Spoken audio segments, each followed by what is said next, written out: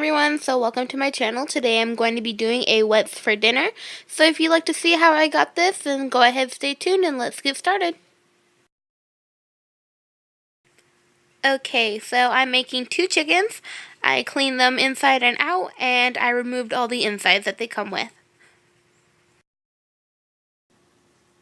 Okay, next I just made some stuffing that I bought from the store, the cornbread stuffing, and I just followed the instructions on the back.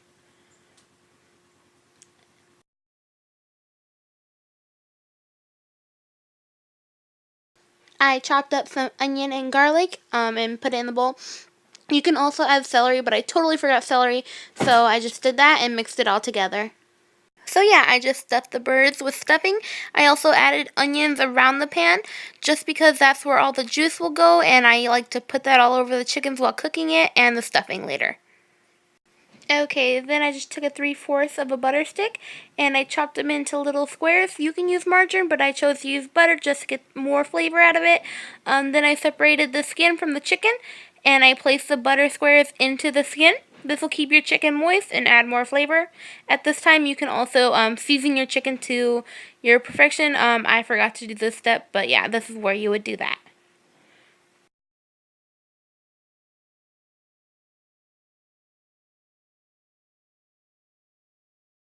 Alright, after you're done seasoning your chicken, you just want to wrap it up in some tin foil.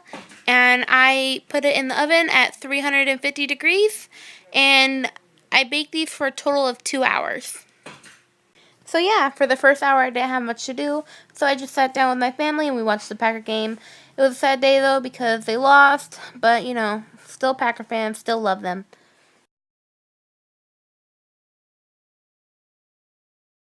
So yeah, about an hour into cooking, I just brought a pot of water to a boil, and I peeled some potatoes. I like to leave some of the skin on there, just what we do in my family. We don't really peel them all away.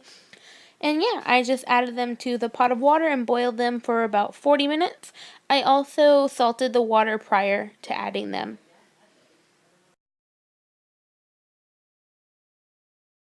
About 40 minutes later, I checked on the potatoes. I used a fork to check how soft they were. They were done.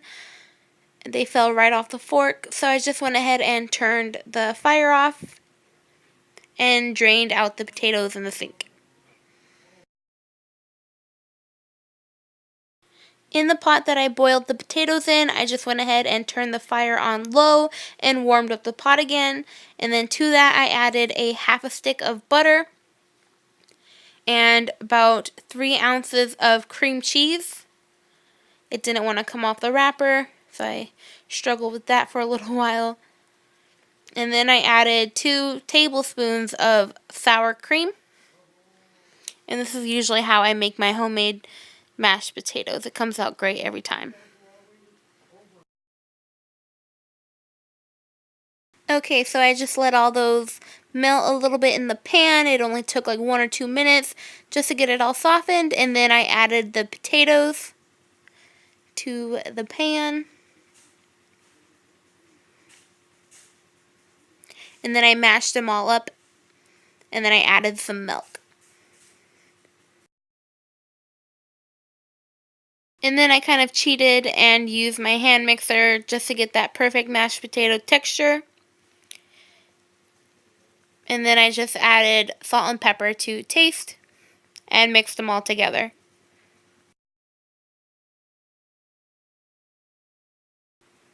Okay, so the last 30 minutes of cooking, I just took some sweet potatoes or candied yams, whatever you want to call them, and I sprinkled them with brown sugar. You can put as much as you want. I just gave them a very even coat of brown sugar. And then at 350 degrees, I just went ahead and covered them with tin foil as well and placed them into the oven and baked them for about 25 minutes.